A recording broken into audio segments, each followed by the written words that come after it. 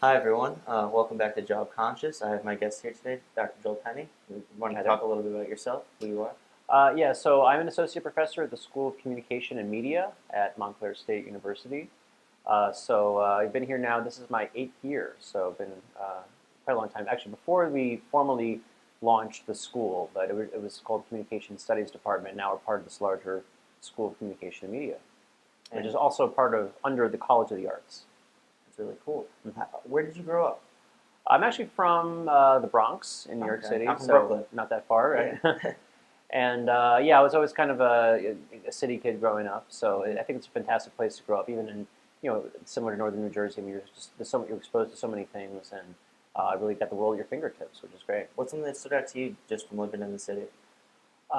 Just the access to things like culture and the kind of opportunities. I didn't really realize how spoiled you are as a city kid until you kind of talk to people and you meet later in life who grew up in a small town, just didn't have the ability to go and see a world-class museum or a Broadway show or a concert or see a Yankee game. I was in Yeah, the Bronx, right where the Yankees are. of course. So there's just so many great opportunities, and it's kind of an education in itself just to have that as your backdrop. Yeah, like that exposure to culture and Hmm. just getting able to see a lot of the things that New York has to offer.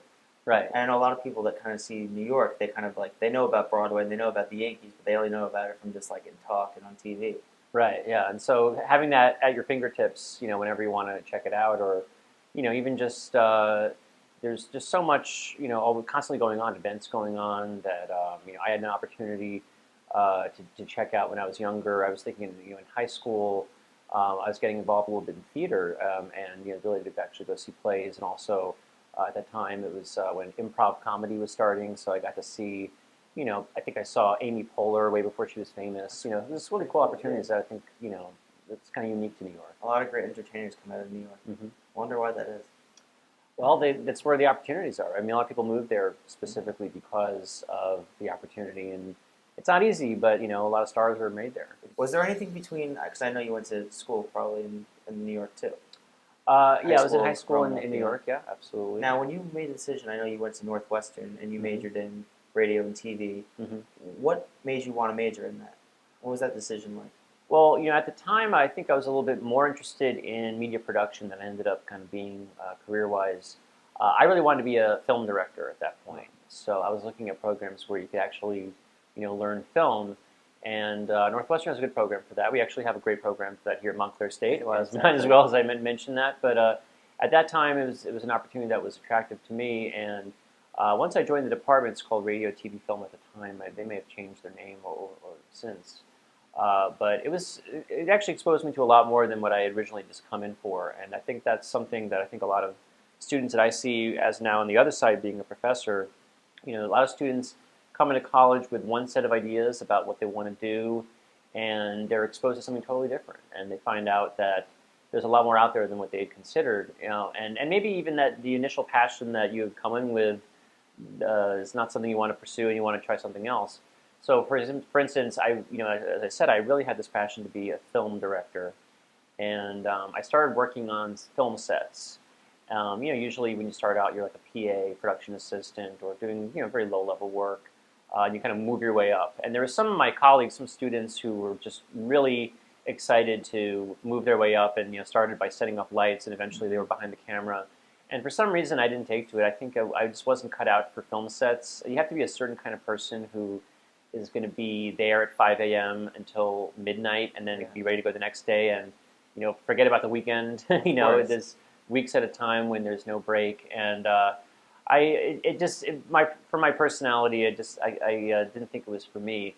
At the same time, though, I got exposed more to writing, and I found that I was more comfortable being a writer. It's a little bit more independent, and you can kind of set your own hours if you want, or certainly you have the ability to kind of focus it all on in one place as opposed to kind of being on call for a lot of other stuff, which is a whole other set of skills, working on a film set.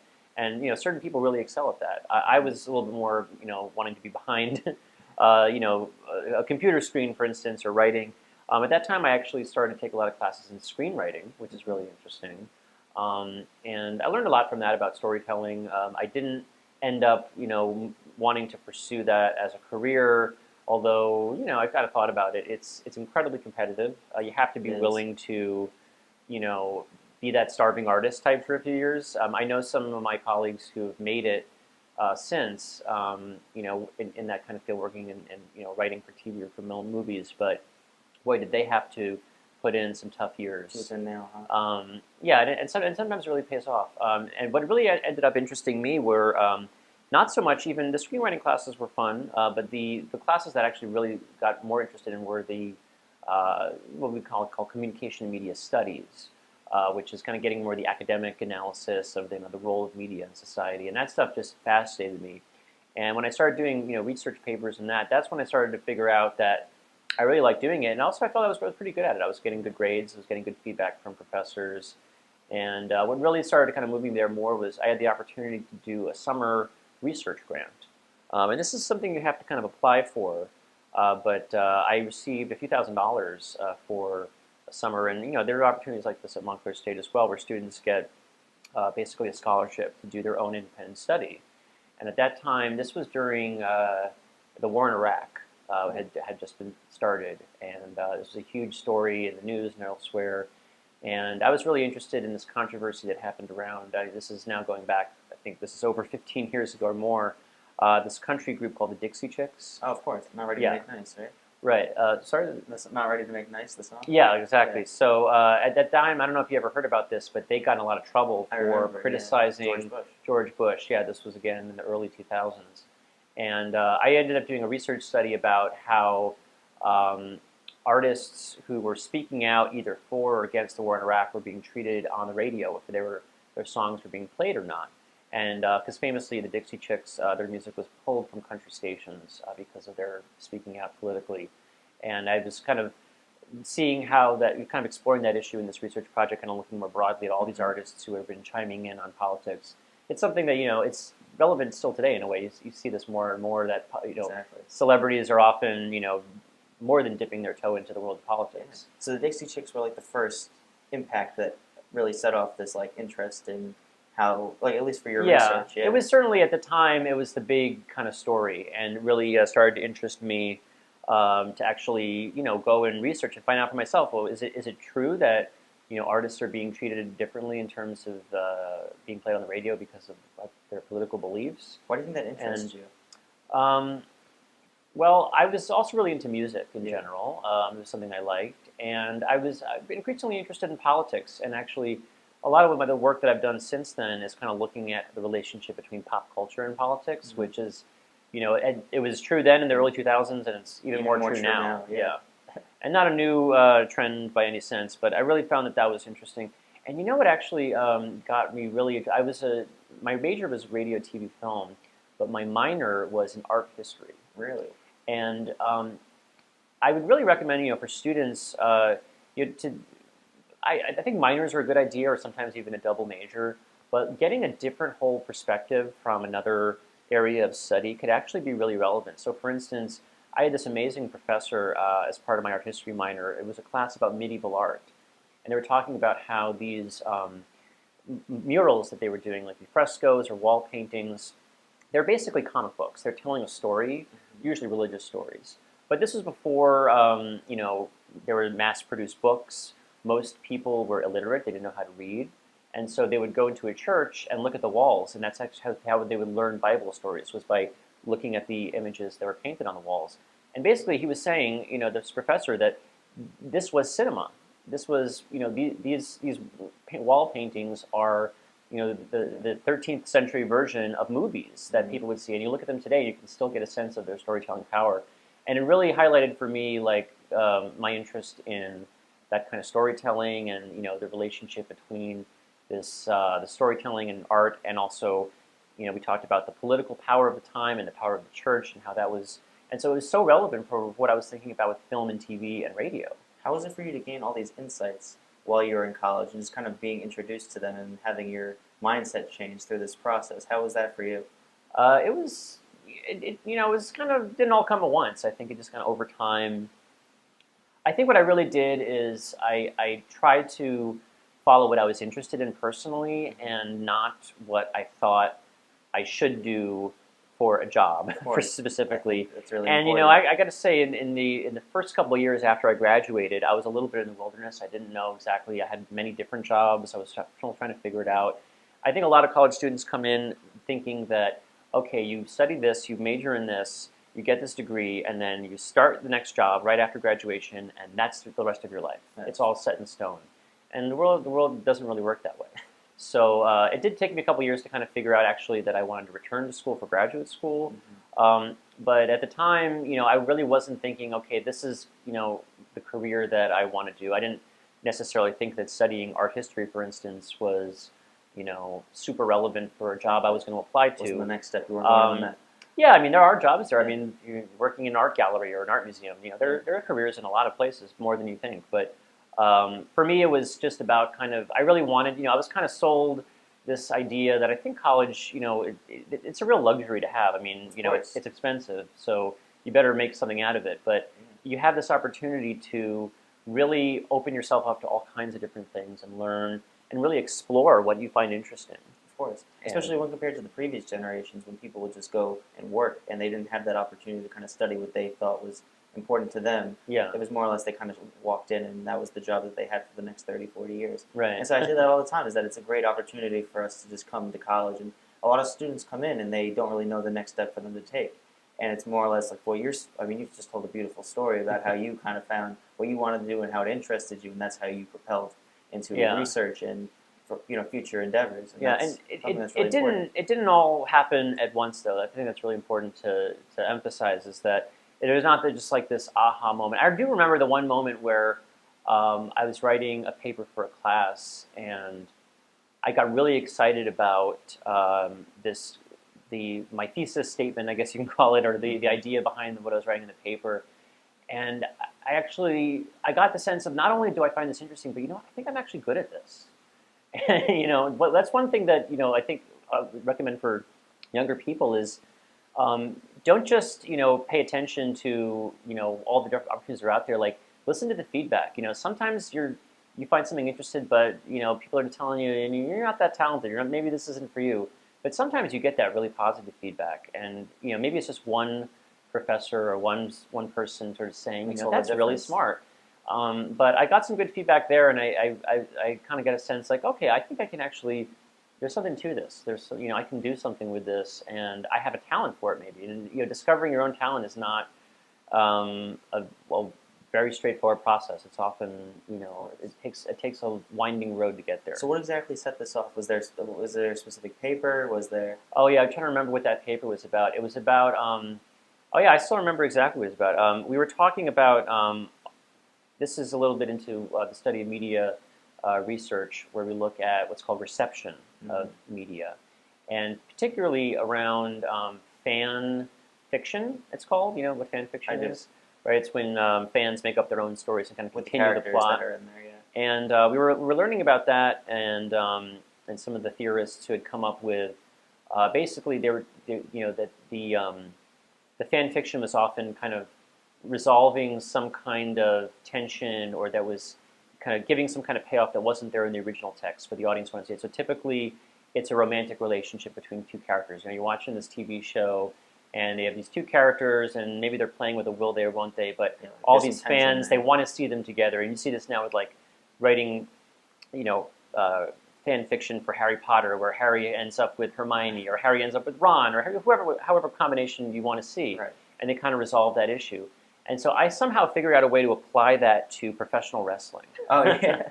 And there was this big phenomenon at the time called backyard wrestling videos, where there were like basically amateurs doing really dangerous, professional wrestling style kind of events, like in their backyards and video. Yeah, you shouldn't do. But this was for a time like these videos were like really, kind of a hot property.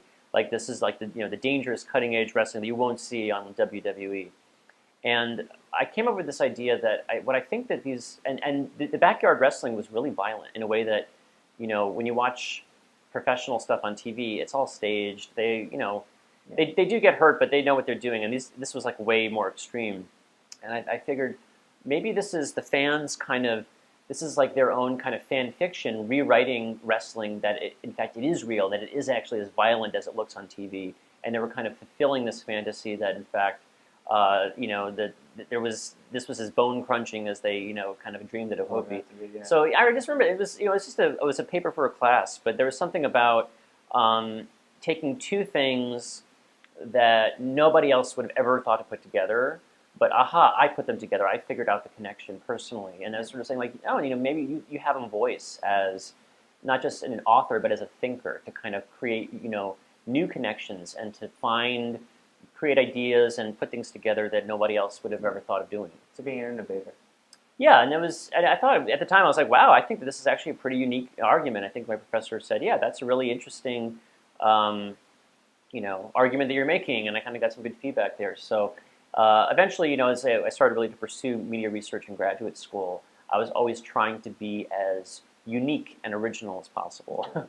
And sometimes, there's some uphill battles with that. But I think that it's particularly if, and this doesn't necessarily just apply to being an academic researcher, but to try to always be to try to, in your own little way, to try to think that you're breaking some ground, you're doing something different, that that this is your version, and that nobody else could have done it the way that you're doing it. I think it's kind of important. That's where you find your niche, where you find what you can contribute. Now, what made UPenn stand out to you? Because you went to UPenn for your master's and for your Ph.D. Yeah, it was a combined program, so I was sort of accepted at once. And yeah, and if anyone's interested in pursuing a doctorate, it's really good to look for a combined master's and Ph.D. program.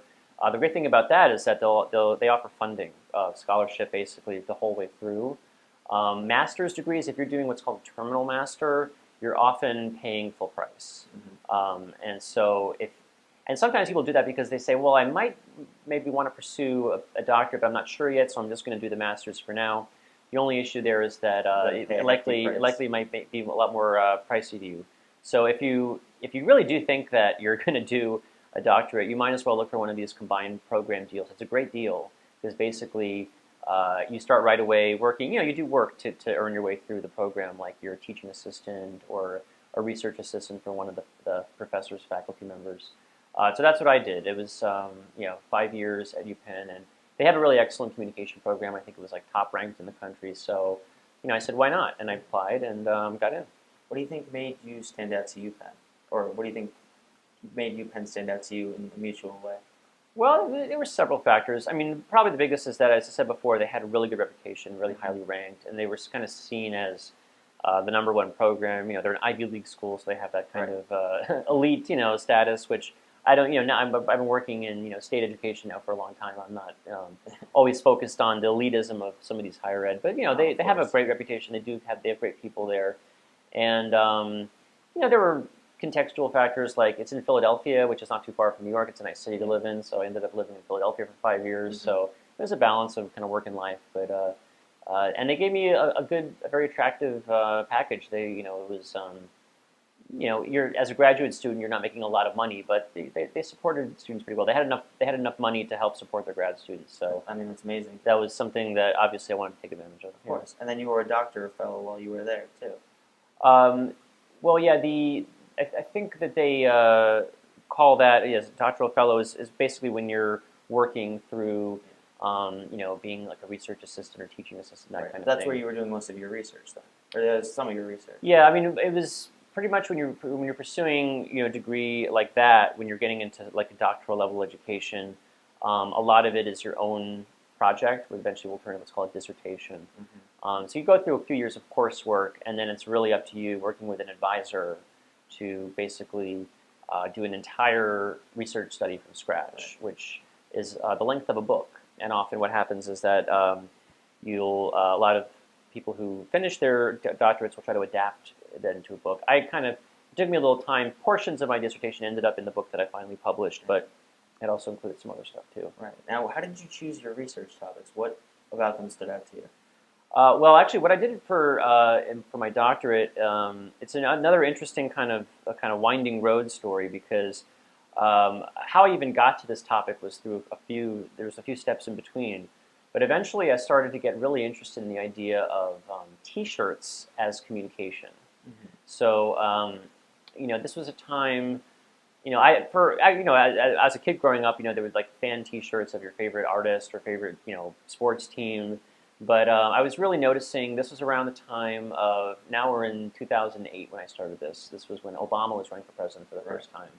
And there was this kind of trend, this phenomenon of Obama T-shirts. Change, right? Yeah, the hope and change stuff, where that picture of him with like a blue and red face, that was all over the place. It was just happening. And, part of, being, an academic is kind of always trying to keep up with, what's in the news, what's happening in the world, because, you're ultimately there to kind of make sense of it, to analyze it. And so I thought, this is a really interesting phenomenon. And I think what was really fascinating was it wasn't just that people were selling an Obama T-shirt like at a political rally for Obama, but they were selling them in Urban Outfitters. and I saw that in there, and I was like, there's something going on here. There's something really interesting that I want to understand more. So the research project that I did for the dissertation ended up being interviews, based on interviews with people who would wear these kind of T-shirts about what they were, what their motivations were. And this actually kind of led me to this whole subject that I've been pursuing, which is this kind of viral marketing stuff that people are doing, this voluntary promotion of their favorite campaign or their favorite politician, or sometimes it was a movement. I interviewed some environmentalists and vegans, and also gay rights advocates who were talking about same-sex marriage and issues like this. So there was all kinds of ways that people were using their clothes to kind of circulate this message in the public space, in the public sphere, as we call it. And so that kind of got me really interested in, and in those interviews, a lot of the parallels started coming up with social media. And social media was kind of starting to really break through around that time. This is like 2008. That was one of the first elections where people were looking at social media as a real kind of a factor that could impact the election.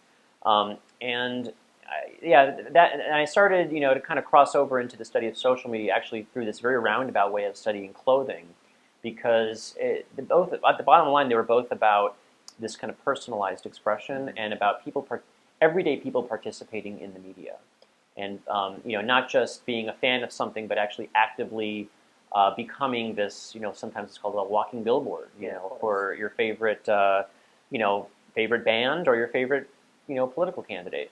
And so, from there, and I was kind of getting some cues from how this work was being received that, unfortunately, I wish more people had an interest in the T-shirt stuff that I was doing, but to this day, I get very few citations on those papers. Whereas when I started to look more at social media, there was just, because of, the market, as we want to call it that, it was sort of responding in a way that it suggested that there was a real appetite for that kind of research. One of the first projects that I did after the dissertation was actually while I was just starting as a professor at Montclair State. I wrote an article with another colleague in the English department about Twitter use in protest movements, and this time it was Occupy Wall Street was going on. And to this day, that's my most cited publication. It's cited well over 150 times. Now, so yeah, it was clearly a topic that was exciting to a lot of people, or interesting. Yeah, I mean, and as a researcher, when you're doing the research, do you expect when writing the research papers that you're going to get this type of fanfare and citations? You never really know what's going to happen. This is academic publishing, so you're writing for these journals that are written for a very specialized audience. This is not stuff that's going to be very widely read, but you're mostly talking to, when you're writing for a peer-reviewed journal, you're talking to other professors and graduate students and maybe undergrads too that get assigned this as a class, reading assignment. So. It's a relatively small field, but you are impacting in terms of, talking to people who are, taking it very seriously and citing it and discussing it, and you don't really know what the response is going to be until it happens. And I did see, some different results. Some of my papers got a lot of citations. Some of them almost none. Do you ever look at the similarities between the papers to see kind of what makes a paper citable and what doesn't? Well, yeah, I mean, particularly the stuff that I did that was internet and digital was way more cited than the stuff that I was doing that had to do more with this kind of As I said before, I had this whole interest for a while in looking at fashion and clothing. I kind of wish those would have picked up. I Yeah. feel like that's like something that can draw a lot of attention in a bigger sphere. Well, yeah, I mean, I might even go back to it someday. I mean, it still comes up from time to time in the news. I guarantee that there will be T-shirt stories for the 2020 election. Oh yeah. They're during like Black Lives Matter. There were athletes who were wearing those kind of shirts to games that got in the news. So I always see that kind of stuff. And whenever I see the news, I'm like, aha, this was interesting to me. But back to what I was saying before, I was very interested in pursuing my own personal passions, what I thought was really interesting. And sometimes there's an overlap, and other people also find it interesting. Sometimes you're the only one. And I was savvy enough in terms of thinking about my career to kind of listen to the feedback and saying, okay, at least if my main goal now is to get more attention and more recognition in the academic field, I better kind of go with the stuff that seems to get the most interest or the most attention. So that's part of being there's a balancing act between the reality of really wanting to have some degree of success, but also pursue what's interesting to you. I think a lot of creative folks are like that, right? They'll like I'm very interested in filmmakers still and musicians. Sometimes they'll do a passion project and it turns out not that many people cared. Other times they do something purely out of passion and it explodes and it becomes a huge thing. In both cases, you never really know what's going to happen, but you have to follow your passions. There's no if your only interest is in trying to do what you think people want, it's probably not going to be that interesting or that good. Exactly. But you probably had the most fun doing what interested you the most. Yeah, and I always try to stick to that to some extent. As even when I'm having an ear towards what's going to get picked up elsewhere, if it's not making me personally excited to do it, then I don't want to be a part of it. Of course. What were some of the really important perspectives that stood out to you as a researcher at UPenn that you think other students could benefit from? So this is back during graduate school. Well, I really enjoyed. There's a big divide when you get to research at the kind of professional level, or in this case, what's called academia, between the quantitative and the qualitative is a big thing, and these other kinds of like research approaches, the more kind of social science, which often relies on quantitative methods. And then these kind of more humanities-based things that are a little more about kind of they're literary or looking at kind of they're more tuned to philosophical ideas as opposed to ones that are more kind of measurable or testable with a hypothesis. And some people like to try to straddle both of these worlds, but what happens if you're interested in this kind of world of research, and this doesn't always just include academia. There's professional marketing research, for instance, is a big field as well. But ultimately, there's one or the other approach you kind of have to lean towards because there are very highly developed methods that you learn, to do qualitative versus quantitative research. I ended up on the qualitative side. I was really interested in, what we call cultural studies and ethnography and anthropology and how it relates to media use and communication in everyday life. And that's when I started working on things like interviewing methods, and there's a lot that goes into how you analyze and interpret interview data. Something like an interview that we're doing right now, you'd go through the transcript. I'd have to transcribe it, usually by hand, and then code for different themes, and you connect them together into these different. And often what you end up with is quite different from where you started. That was really exciting to me because it was really about kind of putting together. You kind of have this very interesting, rich material, which is the human voice and human interaction. And you're trying to make sense of it. That really appealed to me, and even though I did okay in math classes when I had to in school, I wasn't so much drawn to the quantitative side that really was about kind of developing more precise measurement. For me personally, it didn't excite me as much in terms of the intellectual aspect of it because there's a trade-off. In order to be more scientifically precise, you have to be a little bit more cut and dry, and sometimes like more nuanced or philosophical ideas kind of have to go by the wayside to kind of nail things down and to quantify them. Right. So I like to stay in the side where you don't have to, sort of quantify, and you can kind of delve into. And I still deal with this all the time. I'm submitting research for publication, and sometimes I still to this day I get a lot of not from everyone, but certain quarters they don't understand or appreciate qualitative research. They don't think it's as real as quantitative, and this is something that unfortunately is not going to get resolved anytime soon. Do you think then qualitative has like a marketing issue that it needs to be more in the sphere of what people are reading nowadays? Yeah, I mean, there's some trends that, it's actually interesting because when I came to the study of social media and of kind of digital behaviors and digital communication, there's been this huge push in the last decade or two towards not just like the traditional quantitative social science methods like a survey or an experiment, but what's called big data. That's the big thing now. It's big data.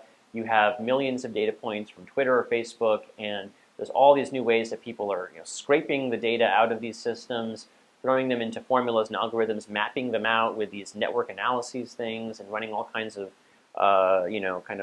formulas across this big data set. And it's kind of the shiny new object in the field. I actually have some strong opinions about this. I feel like the technology is sometimes people feel like they have to, if they're studying digital technology, they have to be using digital technology, and not only that, but the latest and kind of the most cutting edge digital methods, it's called. And honestly, I think sometimes it doesn't always produce the most interesting work from my perspective. It's often chasing that object of like, oh, you want to show that you're innovating and using all this digital, but we don't really necessarily need or even to rely on digital methods to study digital media. Actually, the tried and true methods of social science and sociology, anthropology that have been developed over 100 years are still perfectly valid. And so I get a lot of pushback sometimes when I present research where I interview people, I talk to people about their social media use. And I get feedback saying, well, how can you do that? Why aren't you analyzing their tweets, and why aren't you looking at all their Facebook and logging all this stuff? And I said, well, okay, there's a place for that work. But I really think that you gain another level of insight, or you're asking different kinds of questions when you actually talk to people about what they're doing. And that's true for anything. It's not just the study of what I'm studying, but if you're studying medicine, if you're, there's actually a lot of discussion about we need more qualitative methods when people are looking at medical issues to actually hear people how they describe pain as opposed to just what it's measured on a chart.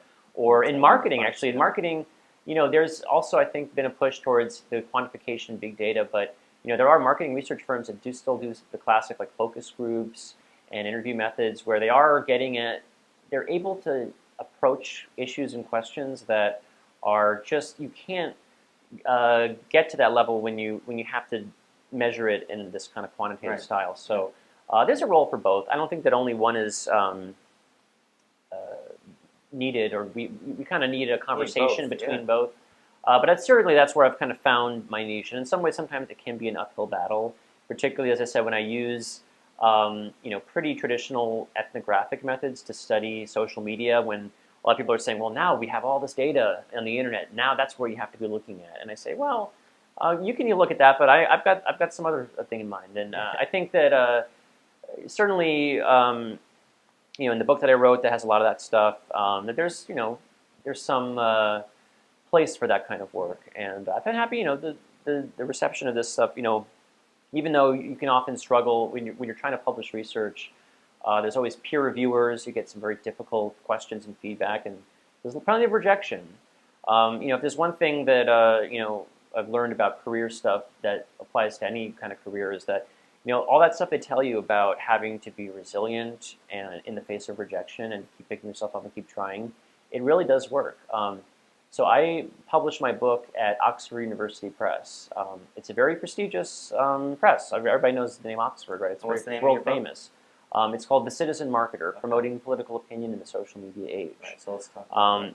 But just to mention about that book, I think I was rejected from 7 other publishing companies before I got that book deal. Mm-hmm. And there were plenty of times where I was about to give up because of that rejection. Somewhere it's kind of between getting 5 and sick. 6, right? Yeah, right. Or even the whole time, it's tough to deal with rejection, and it's a very human issue. And the idea that you can actually, that the first 7 times are going to fail, but the 8th time is going to succeed. Sometimes it is that way, or sometimes it's the 100th time will succeed. But it's so you got to keep trying, but also you got to be as hard as it is to accept critical feedback. That's what makes you better. Having, and sometimes it's phrased very constructively, which is nice. Sometimes you get feedback where you're just getting ripped to shreds. How was that transition from researcher to author? Well, when you do research, you're always writing. Like even, when you're writing a term paper, you're practicing skills as a writer that you can expand if you want to, develop a book eventually. Mm-hmm. So any kind of writing is really helpful for if you're, want to pursue writing more professionally, whether publishing, on an internet site or in a book, whatever it may be. Just that, ability to kind of articulate your thoughts and to get them down on paper and to go back many times over and really find the best way of saying something. There's a skill that you develop over, I've been writing, of course, since, I was very young in school, and all of that, every time you get, notes from your professor or, criticism about, this is an awkward sentence, you got to take all that stuff. And, it hurts, and you sometimes you get mad, you're like, screw that person, they don't see my genius or something. But then it's like, let it out, you need to be angry if you need to be angry, and then take the criticism and understand that it's going to make you better. What's one of the perspectives in your experience, just from day one to now, that really stands out to you in your career?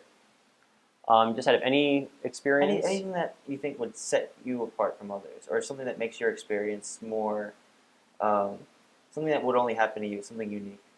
I have to think about it. Yeah. What makes me specifically unique? Just anywhere from research, or just from undergrad, or now as an assistant professor. Well, I think what I've tried to do a little bit more, maybe than others, is to be not afraid to be really out there and weird. Yeah. I mean, doing a serious dissertation at the University of Pennsylvania about T-shirts. I think I said this. We had this little ceremony when they award the doctorates, and I think I said something to this effect. It was like, "Thank you for letting me, giving me the freedom to be this weird and to be this different." I never really wanted to do what everyone else was doing, and for instance, when I found out that nobody had ever done a serious academic research study about T-shirts as a form of communication and media, I was like, oh, nobody's ever done this before. That's going to be me. I'm going to be the first person to ever do this. Right. And in some ways, I made things hard for myself because there's very little roadmap if you're trying to do something that's really off the map and really kind of out there. But I think it certainly was a fulfilling experience to me, and it ended up kind of coming back around, and things that I discovered, ideas that I developed with this really quirky out there project ended up informing stuff that ended up kind of being a little bit more in the mainstream of, for instance, the social media research that I've been publishing. What's something about social media that isn't talked about, that you have seen just from doing all of your research? Well, gosh, I mean, people are just talking about nothing but social media now. I just came from a class teaching about it before. I think that, there's so much to get into. I mean, I talk about, the main theme of the book was the political power of social media, even at the level of everyday people. And at the time, I was really arguing against this idea of slacktivism, which is that, you're not really doing anything real. You're just sitting behind your phone, a screen. Your tablet, yeah. You're just you're just clicking a few boxes. You're not really doing anything. And it's amazing in a way that clicking a few boxes and typing a few things on your keyboard can actually be powerful and can change the world. But that's where technology has brought us, and that's the world we're living in. There's incredible power to social media. And Trump has said, I would not be president without social media. He has said that to that extent. I was just telling my students this in class. When we're learning about Twitter and sort of self-branding and kind of creating celebrity status for yourself on Twitter, and it's not just like a PR trick that you use to sell cosmetics or to promote an actor. Like that's very common. But it could also be it's transforming our political world. It's creating new kinds of power. And so just because something is digital does not mean it's real. That does not mean that it's not real. Digital media is realer than real in some cases, right? I mean, think about if your reputation is destroyed online, that's going to have incredible real-world consequences for you, right? I mean, ask Roseanne or whoever, whoever's been whoever's in the news right now. in the news about their social media feeds. And so that's one thing that we often stress. And I think some young, the students who are coming in now, they're very, they've spent their whole lives online, right? I don't think that they need sometimes convincing that that the digital world is real and that it is material in the sense that it has, well, in many ways, it's actually the equipment that we use for it is actually made by people in factories that has a real economy behind it. There are real issues there. The behaviors and activities have consequences for people in their face-to-face realities. But still, we sometimes kind of have this idea that there's real life, like we're sitting here, and then the internet is just this kind of like, kind of extra thing that's not really real, and doesn't have any effect on you. Yeah, it's kind of this whole, there's actually a term, digital dualism, to describe this line of thinking that people are often trying to kind of implode that notion. So when I was writing about social media and politics, my message was this stuff is incredibly powerful. You have to understand it as marketing. That was the emphasis of my book, that when every time you're using a hashtag and saying, hashtag fuel the burn or hashtag make America great again or I'm with her, those are marketing messages. You're participants in viral marketing campaigns, whether you yourself are aware of it, cognizant of it, or not. That is what is, we think of as persuasive political communication, and it has a real impact. I think now the conversation has swung around to the other side after the election and the Russian influence scandals. Like they were, saying, the Russians are influencing our elections with social media, and yes, they are actively working to do so. But now it's like, now we kind of have this, we've swung around to the other side and saying, well, now social media is too powerful. It's all powerful. It's manipulating us. It's propaganda. Now people are more, ready to use the word propaganda again, which never would have happened a decade ago. So, we had to kind of, and now I'm kind of arguing, I'm going to conferences and arguing that, yes, citizens still have agency, and it's not all just algorithms and bots and, professional digital campaigns, but, there are these grassroots viral events that happen, and so, and now I'm kind of arguing again the other way, but there's, it's in somewhere it's in between, and I often get into this kind of discussion where I think people want very clear-cut answers about the internet and social media. Is it good or is it bad? Is social media good for democracy or bad for democracy? Is it helping the world, making the world a better place, or is it a terrible thing that's making the world a terrible place? And everything that we understand from researching this stuff is that the answer is very complicated. It's a gray area. It's nuanced. It's in between. There are benefits and risks. There are nuances. There's kinds of ways in which social media can actually bring about more freedom and more oppression simultaneously. So we really have to kind of like set aside, stop looking for easy answers and start asking difficult questions. Where do you see researchers in the future with communication? I think it's going to obviously continue to be an important field, and it's not just academic research. There's a lot of professional applications of this, certainly in marketing. A lot of what I'm doing is talking about marketing and the political aspect of that, but for brands and for all kinds of, so much. I don't think because the internet now is kind of the central place of so much of our world. It's only going to make the understanding the digital communication, digital media more important. Right. And now it's kind of funny. I come from the field of communication where we've always looked at media and ways of communication, but now, because the internet is as big as it is and important as it is, basically all academic fields are trying to get a piece of that pie. So, sociologists and anthropologists, everybody wants political scientists.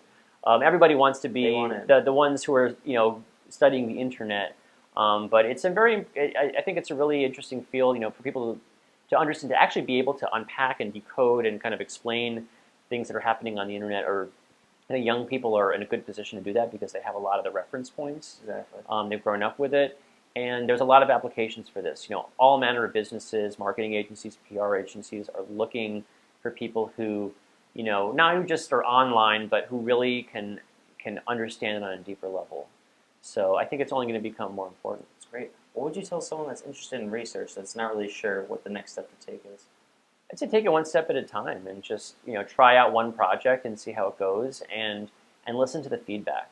That's the hardest thing to do. It's really it's one thing to say, but taking in negative criticism of any kind in your personal life, professional life, whatever, it's difficult.